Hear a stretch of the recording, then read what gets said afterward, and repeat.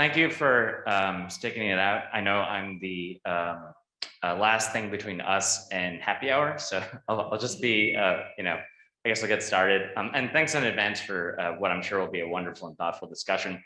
So this is joint with my usual partner in crime, Ben Charoenwong from NUS, and our new friend, Zach and Andrew. Oh yeah, I'll just click it. So we talked a lot the last 2 days about fintech, and there's sort of this, I guess, subset of fintech, sort of the unsung hero of fintech called RegTech. So whereas fintech is more about sort of these glamorous sort of front office functions of the firm, the user interface, the digital platform, the algorithmic trading.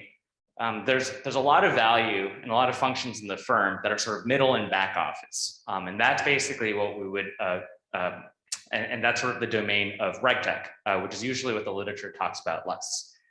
And so typically RegTech is technology that is used to manage the way that businesses operate and to achieve regulatory compliance.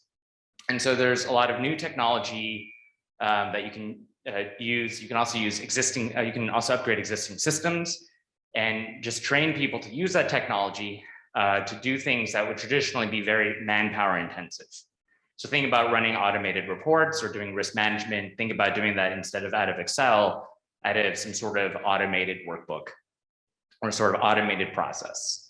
And that's not just for risk management, it's also for regulatory reporting, capital requirements, and compliance, know your customer, lots of different functions of the firm that we typically don't talk about in the fintech literature. It could fall under the umbrella of RegTech. And if you look at the amount of money that people spend on auditing every year, and it's no small industry, the public financial institutions report spending about $2.2 billion on auditing. And as of 2019, before the pandemic, which pushed a lot of things digital, public financial institutions were actually spending 4 times that on what they would call RegTech investments. Of course, that's a little bit broadly defined, but people were spending a lot of money already on RegTech. And so there's no, things will not deregulate and things will not become less digital after the last 2 years. And so this trend's only going to continue to grow in importance.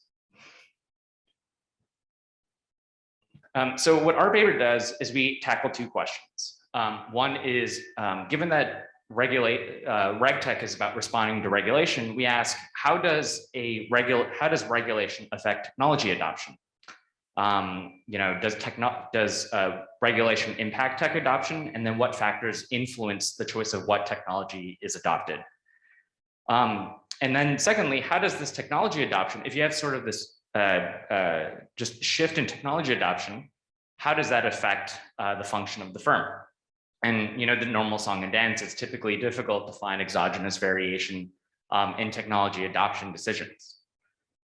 So what we do in this paper is we look at this very little studied, very obscure rule called Rule 17A5.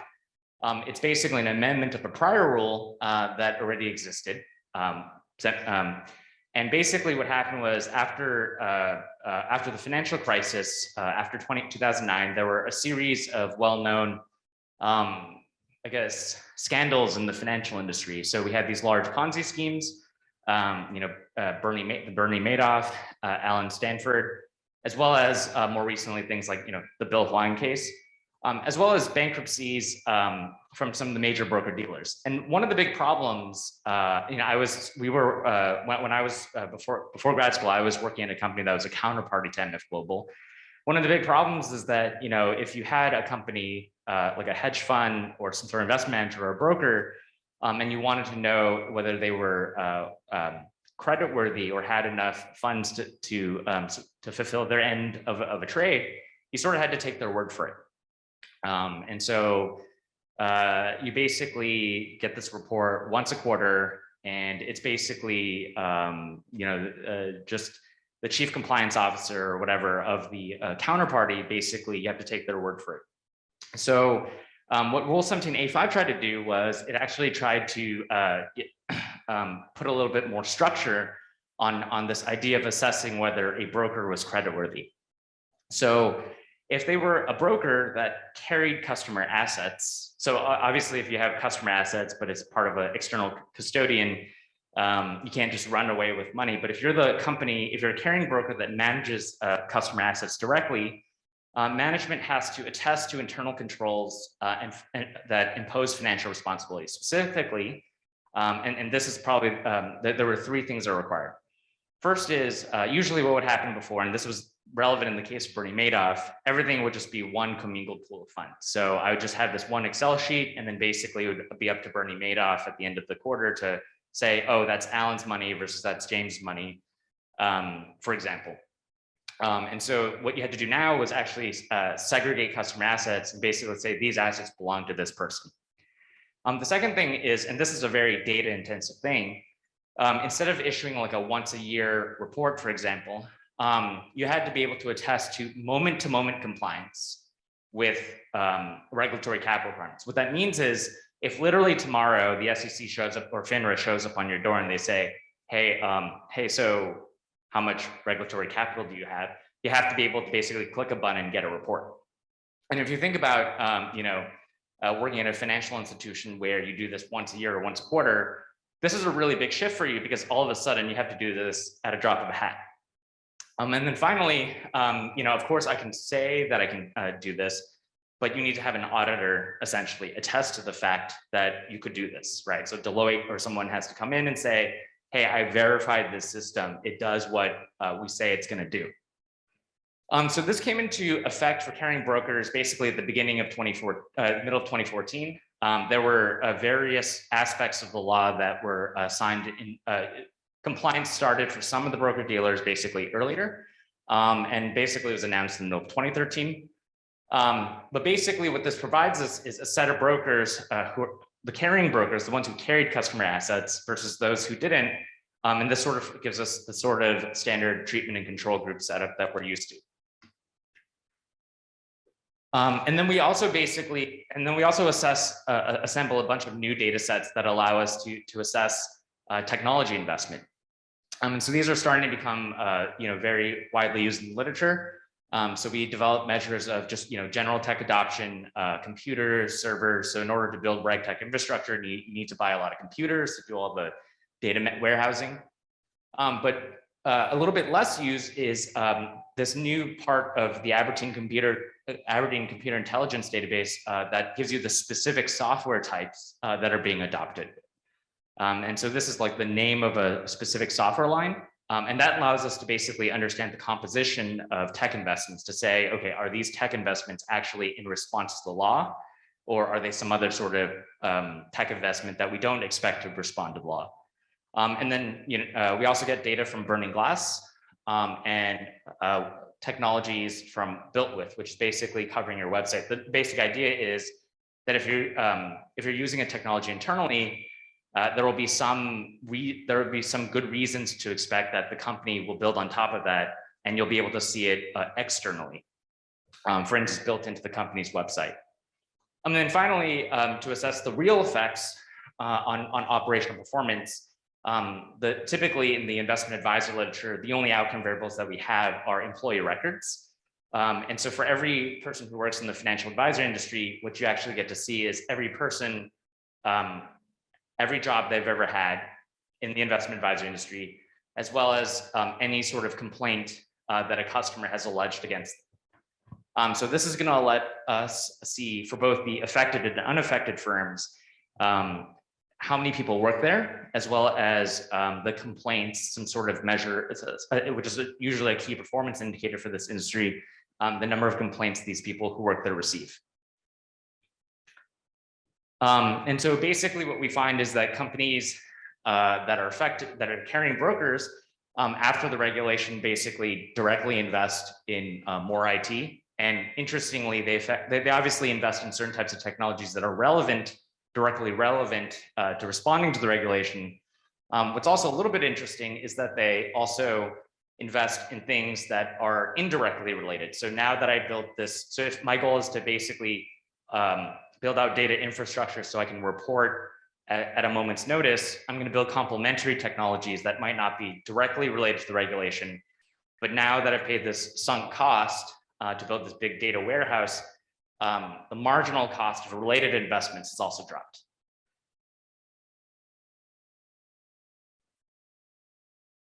Oh, okay. Yeah, sorry, is the echo really bad? And so what we're going to do is basically find that companies invest in technologies that are unrelated, both related and unrelated.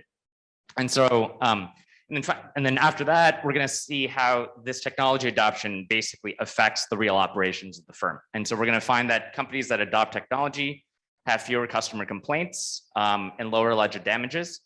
We're going to try to do some calculation as to say, okay, well, given the dollar amount of complaints that seems to have dropped, was this worth it for brokers? And then finally, we're gonna test labor market concentration. The basic idea is that technology is very costly to adopt, so relatively large, only a subset of firms, larger firms typically can afford those costs. And if that's true, then we should expect to see a higher labor market concentration.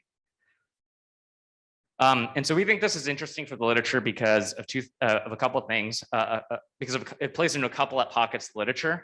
There's a big literature in accounting and finance about auditing and Sarbanes-Oxley. But more recently, there's been a lot of interest in understanding technology adoption decisions. So there's a lot of papers in the last few years that just study fintech adoption. And then finally, there's this literature that's sort of been also this new literature that emerged since 2018, 2019 or so on basically the drivers of financial misconduct in the broker industry. Okay, so first we study tech adoption. And so to sort of motivate why we studied this, when we were reading about this regulation, we read a lot of reports like this.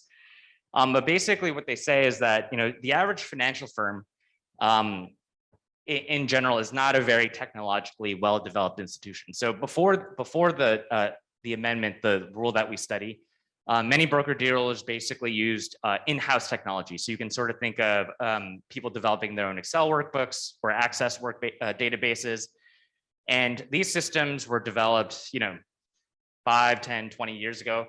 And these are not systems that you can regularly and quickly update. So during this time, one of the big discussions that came about was that, well, many broker dealers would have to spend a lot of money to develop,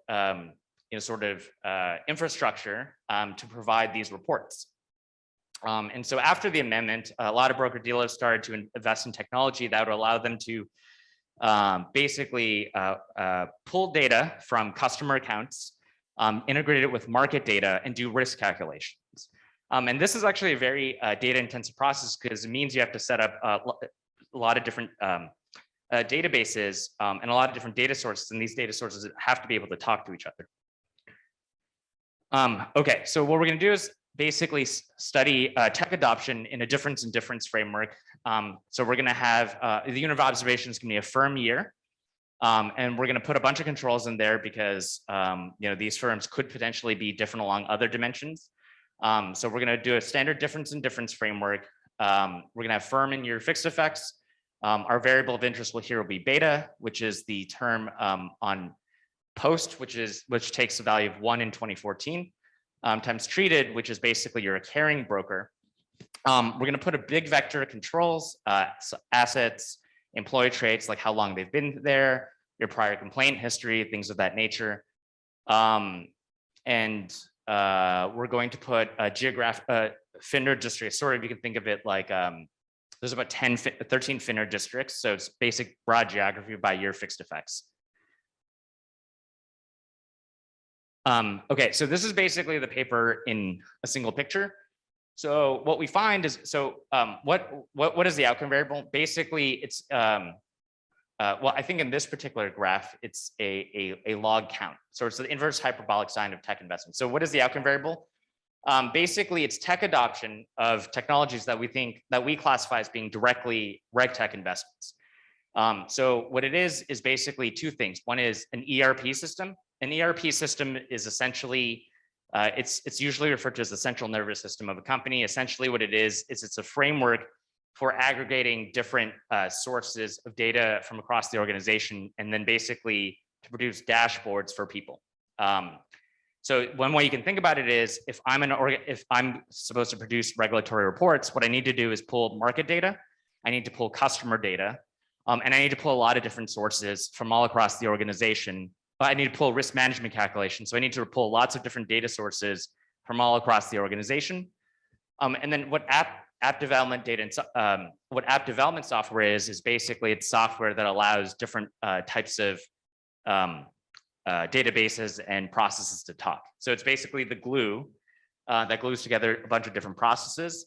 And then finally, data software. So you can think of like databases, right? You need some sort of database in order to store all of your data.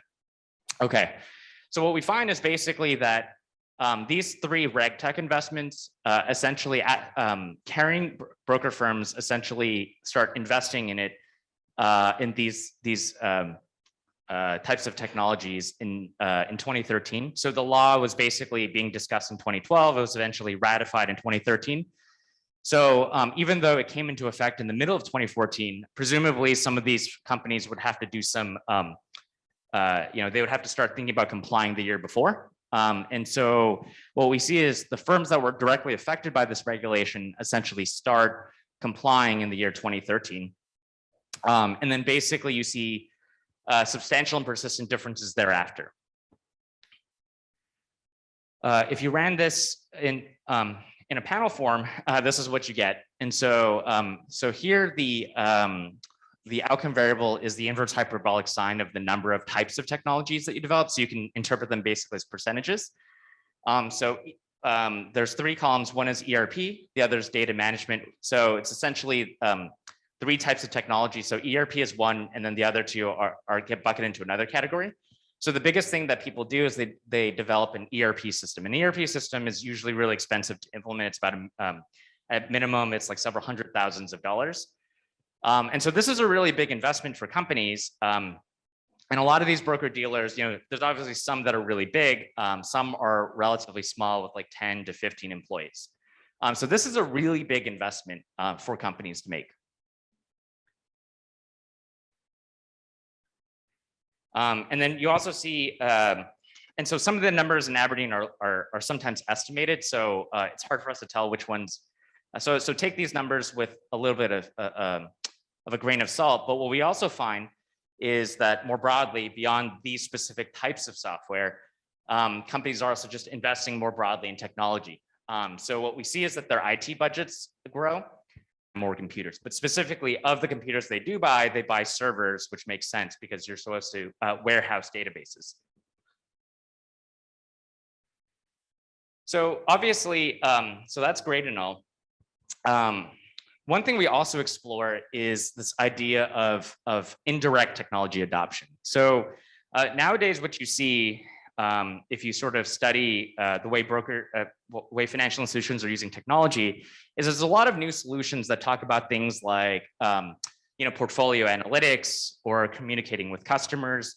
And so what we thought was, well, if you build all this infrastructure, like for instance, just a central, if you have an ERP system or databases, it would make a lot of sense that all of a sudden to actually invest in tools that can build on top of that, because you've built all this expertise to maintain that system, you've built a central database, and so now it's relatively easy for you to take one of these solutions that requires you to have a database in the first place and plug those right in.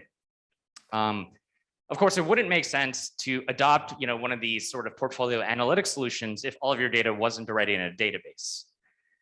So so what we do is we classify a bunch of technologies that we think are complementary, but not directly relevant for the regulation.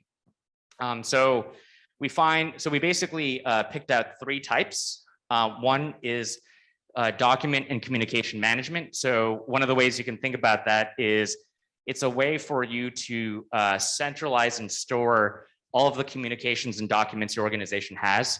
So you can think of it, I guess the sort of the simplest way to describe it is you can have like an FTP. That's a simple way you can describe it. Or instead of having people use text or calling people, you can actually centralize communications to something like Zoom. which, now Zoom sounds very trivial, but, back in 2012, 2013, these types of solutions were relatively new. Also, there's this thing that is becoming really popular, especially after the pandemic, called CRM. So what CRM is it's a database for collecting data on your customers and tracking all of the organization's communications with them. And if you think about, so one of the big problems in the broker-dealer industry is that customers complain about the trades that advisors make and how the advisor oftentimes didn't communicate the risks of a particular trade, the trade's unsuitable, things of that nature. So a CRM, CRM could potentially be really useful because it allows you to essentially track all of the interactions your organization has with the customer. And then if you do have these types of technologies, communication management, CRM, it makes sense to basically integrate them into your website. So we basically find evidence for that companies invest in these related technologies. And then what we do is we find some technologies that we think are not plausibly related, or just basically take all the other technologies outside of these technologies that we classify as related, either directly or somewhat indirectly, or both the directly related ones and the complementary ones. And we basically find these other technologies don't increase at all. So this makes us think that broker-dealers, see this regulation and they see it as an opportunity to build certain types of technologies after they build the technology that's relevant for compliance. Okay, so will this have any real effects? Well, if you look at surveys of how people describe themselves as using technology, the vast majority of organizations will actually say, well, some will say, we just use it for compliance, but others will say, well, we actually use we get information about what happens inside of our organization as a result of having something like an ERP. So for instance, if you look at systemically important financial institutions, 73% of them would say, well, the information that you get from RegTech is actually useful for management and for operations. And so to give you guys some examples, there are various types of technologies. Obviously these are cherry-picked examples, but FINRA, for example, has been talking about how certain types of financial institutions actually track communications or track trades and use RegTech tools like Behavivox to actually flag bad actors.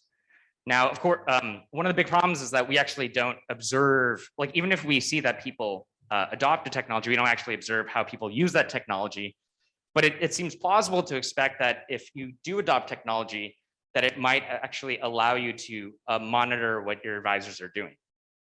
So what we do is then we say, okay, do affected firms actually see a drop in complaints? And so what we do is we change our outcome variable from tech adoption to the probability of a complaint. And what you find is basically that the affected firms see a drop in the complaints about a year after they made the investment. So when I showed you that graph about tech adoption, a lot of that tech adoption happened in 2013. And about a year later, you see a drop in complaints. And so various versions of, various, and if you cut complaints into those, and so one of the things that happens is that you also are required to get an audit. So if you throw out the complaints that an auditor would typically look for, that pick up on certain types of keywords that relate to auditing, you find a similar result. So this is probably so we think this is related to the usage of tech, not to the fact that you got an audit, essentially. How much time do I have left? Oh, okay. So okay, cool. And then and so the drop in complaints is about 4 to 5%. So the unconditional mean probability that an advisor, a big firm, will get a complaint in a given year is about 10%. So it's pretty substantial. So of course, so what we do next is we do instrumental variables analysis. So presumably the regulation could affect the firm in a couple of different ways. So you have to get an audit. Your management has to assign they have to attest to the, to having certain internal controls. So there could be many potential channels through which the regulation that we study actually affects complaints. So one of the things that we want to do is actually show that it happens through tech adoption. So we do an instrumental variable analysis. So what we do is we basically take the RegTech that we studied, and we form an index. So what we do is we form a composite index of the different both direct and complementary software. So we take a blended z-score average of your IT budget, of the RegTech software, the specific software types that we studied, as well as the complementary technologies, and we form an index. And so what we do is we say, okay, the first stage is does the regulation affect technology adoption, which obviously I showed you earlier that it does, and then use the projected tech adoption to see if the projected tech adoption explains the drop in complaints, which it seems to do pretty well.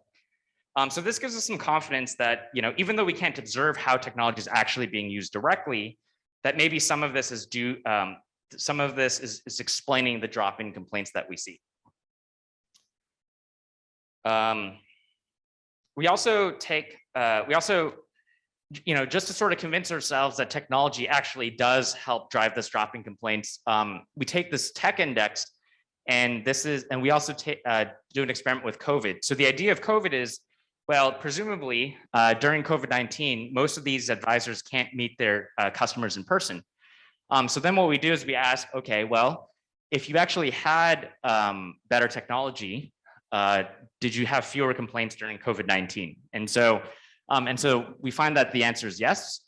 Companies with better tech basically saw fewer complaints during COVID-19, and especially if their advisors operated in places where there are more COVID-19 cases. Presumably places where it'd be more difficult to reach your clients. So these two tests gives us some assurance that it's probably technology that's actually affecting the firm's operations. And we do a bunch of different cross-sectional tests. We find stronger effects for firms which serve retail customers, which makes sense because these are the types of customers who you'd probably want to use to interact with technology. And we have a weaker effect when the company already had a chief compliance officer. So this all sounds great. One of the questions we always get is basically if there are savings,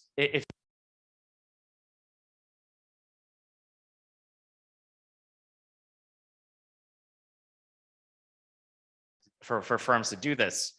So if we do a back of the envelope calculation, basically what we find is that the average complaint is about $60,000. Or sorry, is a little bit less than that. It's about $15,000. So if you take a look at the implied savings from the drop in complaints, it's substantial. It's about $60,000 for a firm. However, the cost of implementing an ERP is like almost $1 million. So I think $10 million is probably on the high end.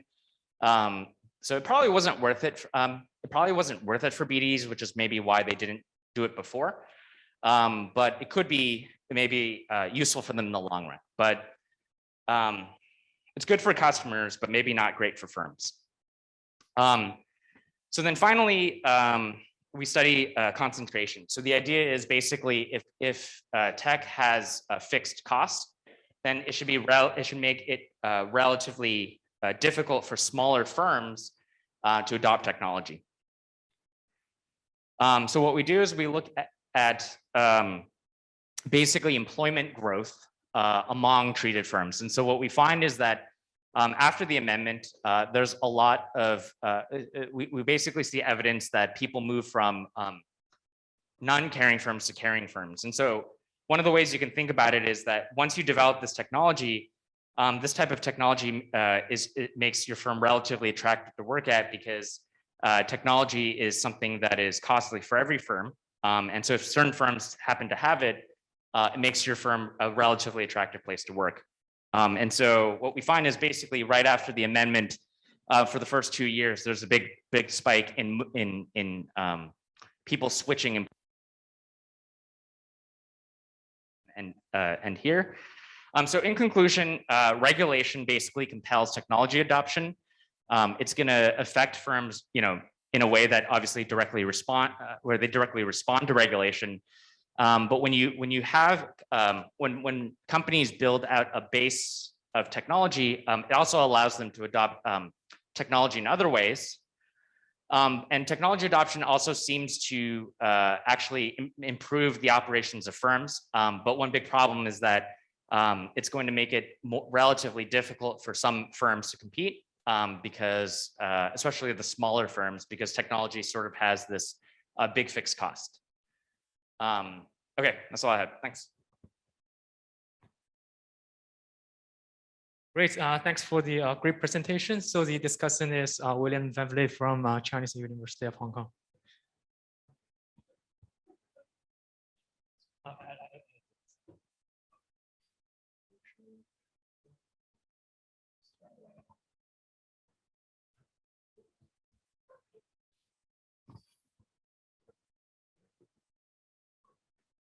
All right. Thank you to the organizers for having me discuss this paper. And despite what Alan said, he is not the last thing between all of you and happy hour. It's actually me. So I will, I will make sure that I keep this somewhat short. So before I get started with, all the standard comments and criticisms, let me say all the good things first, and then we can get to the fun part. So this is a solid and fun paper demonstrating sort of the side effects of regulatory requirements in the case of broker dealers. And so what's really nice about this is that it demonstrates actually kind of an intuitive result. It's not, we don't need a model here. We don't need to go through anything difficult. The idea is you have to invest in all this extra technology because of regulatory requirements. Then there's going to be a whole bunch of things that basically come along for free. And so the idea of this paper is to try to track sort of what these potential benefits are, or at least see if we can document them in the data. And so what they find is that, once you do these RegTech investments, they see larger investments in complementary technologies. They see reductions in complaints and misconduct from employees. And it also seems to suggest, potentially as a more negative side effect, although it's kind of unclear, that this also leads to increased industry consolidation, or at least more concentration within the industry. And sort of what I think one of the strong points of this paper is that really it uses a lot of innovative data. This is all stuff I would never have even thought of looking at, because it's all kind of cool. It's about the actual software they're using. It's about actual expenditures on this technology. It's not, well, maybe there's something going on in the background, the more usual way. So Alan shortchanged us with SEC rules, so I thought I would make life even worse here. So the paper itself is about this third one, which is SEC Rule 17A-5, wonderful name, which says that starting in 2014, these broker-dealers, they have to file a compliance report. And among all the sort of things that they have to do there, they have to make sure that they've maintained an internal control over compliance, which basically means that they need to be able to demonstrate from moment to moment or instantaneously that they are compliant with a whole bunch of other regulations. And in particular, the two that kind of this paper relies on are, I think, 15C3-1 and 15C3-3. Again, super great names. One is this net capital rule, that this broker dealer has enough capital. The other one is a customer protection rule, which deals with segregating customer assets.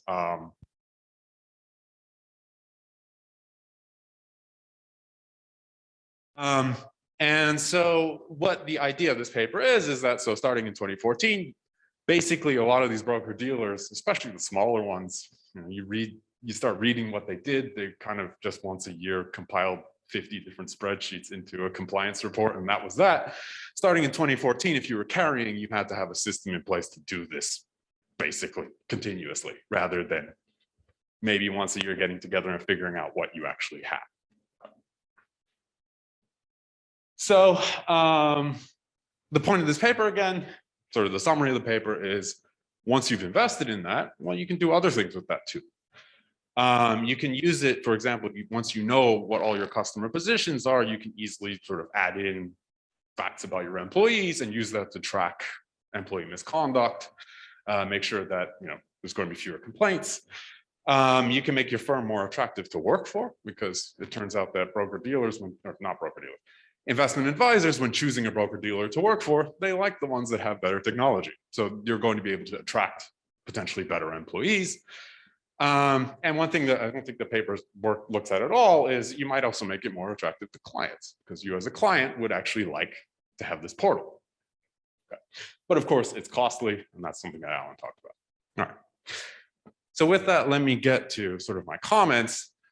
The first one is this story in our head. It's kind of nice to think of this broker-dealer market as, you know, everyone is just this large broker-dealer. You have treated firms, non-treated firms, everything's clean. In reality, this is an incredibly skewed market. And so here's a excerpt from their summary statistics. And these means versus medians are actually correct. There are factors 200 or even more going on here between what these are. So basically, you have extremely large broker dealers, a couple of them. I think the SEC's report at the time said that 9 out of 5,000 controlled half the market. And then you had another 4,000 something that did the rest.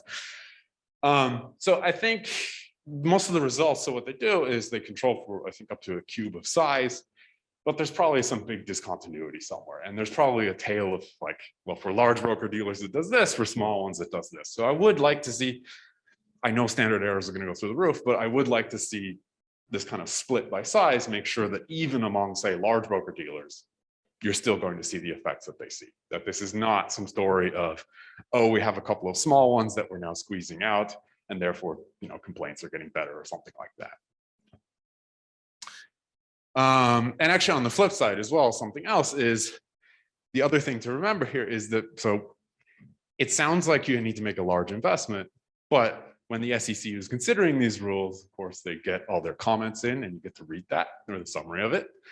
And one of their responses was, well, you know, this isn't necessarily a fixed cost investment. For a small broker dealer that is custodian, so it does hold assets for their clients, they're probably doing something that they called limited custodial activity. And their projection was, if you did limited custodial activity, you don't have to invest as much either, because you're not doing anything complicated. So that's another reason I think to kind of chop off some of these small broker dealers is small carrying broker dealers are probably doing something very specific. This paper, I don't think really is about them. It's about large broker dealers.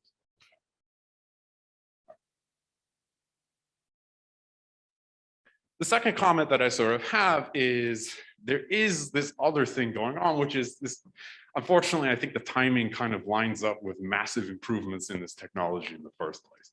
Now, it's really hard to find the timelines for this. I really tried, and nobody says what it is. Annoyingly, the Wikipedia article, for example, the CRM technology has a statement without a single source for it that says in 2013 and 2014, which is exactly the timing here. And no, I did not make that edit to the page to say this. Like in 2013 and 2014, you started seeing a lot of these like sales platforms starting to offer more and more industry-oriented solutions. So you had the finance version of the portal, you had the, I don't know, online sales version, whatever. And so this may not just be only, I mean, you need more than that. If that was just the only thing, then yeah, all broker dealers would just start doing this. So this is not necessarily killing the paper or something like that. But if you start putting together a story of, well, these are the richer ones with deeper pockets because they're doing all this like custodial stuff, they have tons of money lying around. They're the ones who can invest in this, then maybe, you know, the mechanism might not necessarily be clean here. It might not be that they had to invest in this RegTech. It might just be they had the deep pockets and the tech became available. And so again, this is another area where I think showing it for large broker dealers would help a lot, because then I think we can rule out this not being able to afford it. They all can afford it. Okay. So how much time do I have? I'm almost out of time. Okay. So I'll go quickly through these other comments. They're more minor. Part of the tech index that I think Alan talked about contains these CRM technologies. I'm a bit skeptical of what this is actually capturing. We want to think of this as, you know, the customer portal and things like that, but I'm doubting that these web scraping technologies get to the customer portal. I'm thinking that probably what this is picking up is more the little bubble at the bottom right when you go to one of these brokerage websites saying, hey, want to chat and open an account. So these probably are highly correlated with the things we care about, because if you're going to invest in one, you'll invest in the other as well. I'm just not so sure that this is direct evidence necessarily. So you may want to just have a version that knocks this out. kind of to fix that if that's a problem. Now, one area where I think the paper does nothing, where the data is right there, is to look at the complaint types. And so I think the summary stats do kind of suggest like there's different categories of complaints and talks about all these 6 different categories. But then afterwards, the complaints are divided into, well, auditor-based or customer-based, but I think you can do more with that. And in particular, I would think that things like unsuitable investments or unauthorized activity, these are really things that these RegTech investments could really make easy to detect. You've all had to fill in those stupid forms about your risk tolerances, blah, blah, blah. Once you know what customer positions are, it's fairly easy to figure out whether the investments are unsuitable, whether this is way out of line. These are going to be easy things to pick up. And so you should expect a stronger effect here. Whereas things like omission of key facts, that's going to be a little bit harder. That really relies on how much are you monitoring the actual interaction with the customer, which is another level on top of it. So I think the argument could be made stronger if you see it more within these specific categories. One thing I kind of mentioned is you talk about the investment advisor side. What about the customer side? Do you also see that customers tend to prefer these broker dealers because they get a better portal? And then I had some really quick comments. I could talk actually after that, but this paper has to use a proxy to try to figure out who is carrying and who is not, because that's considered a trade secret. So you can't even Freedom of Information Act that. There are periods where the SEC has disclosed the actual numbers of each, so you could check that it actually matches that. And let's not even talk about that. Okay, so in summary, I think it's a really interesting paper. I had a lot of fun reading it. You should read it too.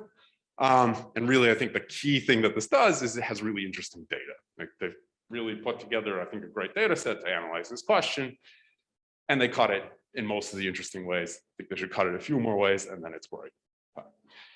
So really go read it. And also while you're at it, go to the RegTech website and read some of these complaints. They are ridiculous, especially for some of these small firms. You'd be amazed by what people think they can get away with and cannot. So with that, thank you. And I will pass the microphone back. So. I don't want to be the actual reason why we just really quickly. Okay. Yeah, I am the last thing, actually. Yeah. So actually, I am the last thing between us and happy hour. I just want to say thank you. We've gotten this paper discussed probably like 7, 8 times, and that I wrote down everything. And a lot of things we actually hadn't heard before, so that was really great. I guess basically just, I think these are really thoughtful, and we will go do them all. The only one that, so it's interesting that you mentioned, we actually did have a version of the unsuitable and unauthorized, and I agree with you intuitively. The only problem is that we formed word clusters, and then we did like a straw poll among co-authors, and then like pretty much no one could agree what the appropriate word cluster would be. It's like, is that word, easy or hard to detect? It was like almost impossible. So we decided to drop it because if we thought something was easy to detect and then the referee said, no, I think that's hard to detect, then we'd basically shoot ourselves in the foot. And we were just gonna it was just like almost impossible even among ourselves to agree. So that's the main reason why we didn't do it. But everything else I wrote down, and we will take these very seriously. Okay, so thank you.